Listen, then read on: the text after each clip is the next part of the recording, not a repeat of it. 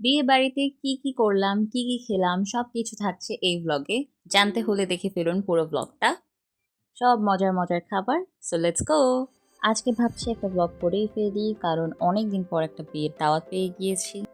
Outfit আজকে এটা choose করলাম। সাথে ম্যাচ করে ইয়াররিংসও নিয়ে নিলাম। আমি আউটফিট দেখানো নিয়ে স্ট্রাগল করছি। আমার ফাইনাল আউটফিট।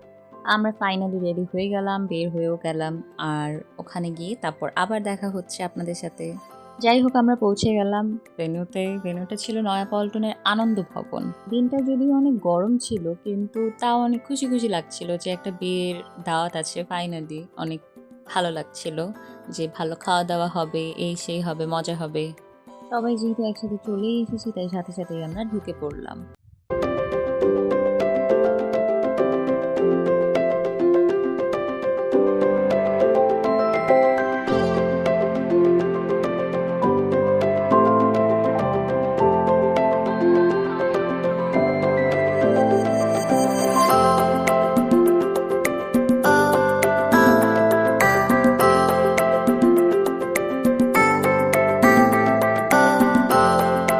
ব্রাইড অ্যান্ড গ্রুমকে দেখার পরেই আমরা চলে গেলাম খাবারের সেকশনে।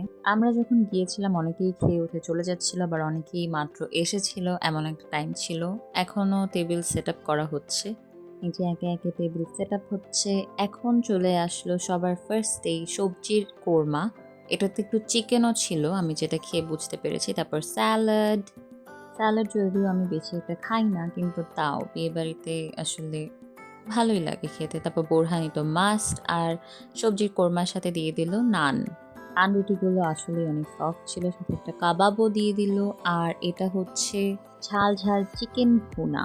এটা আসলে অনেক টেস্টি ছিল। আমার মনে হচ্ছিল এটা মাটনের মতো, কারণ এটার টেস্ট এতটাই ভালো ছিল।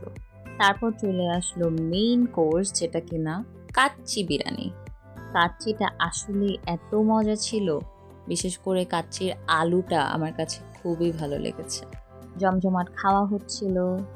এই যে তারপর আমরা ডেজার্টে একটু জর্দা খেয়ে নিলাম। আর এখানে মিষ্টি পান আমি নিজের হাতে বানিয়ে এনেছি। পানটা অত একটা ভালো ছিল না, কারণ হয়তো আমি নিজে বানাইছি দেখে। যাই হোক, এখানে আমরা সবাই খেয়ে দিয়ে একটু রেস্ট নিচ্ছি।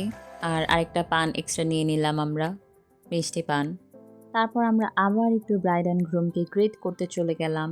তাদেরকে কংগ্র্যাচুলেট করলাম।